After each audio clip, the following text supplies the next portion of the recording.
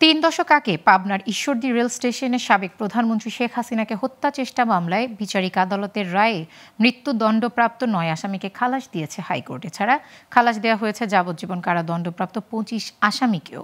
বুধবার বিচারপতি মোহাম্মদ মাহবুবুল ইসলাম ও বিচারপতি মোহাম্মদ হামিদুর রহমানের সমন্বয়ে গঠিত হাইকোর্টের দ্বৈত বেঞ্চ এ রায় ঘোষণা করে।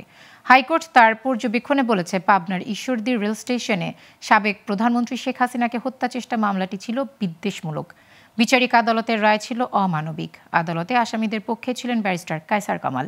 এর আগে ৩০ জানুয়ারি এ মামলার ডেথ রেফারেন্স ও আপিল শুনানি শেষ হয়। আলোচিত এ মামলায় ২০১৯ সালের ৩ জুলাই ৯ জনকে ফাঁসি ও ২৫ জনকে যাবজ্জীবন ও অর্থদণ্ড দেন পাবনার অতিরিক্ত জেলা ও দায়রা জজ আদালত।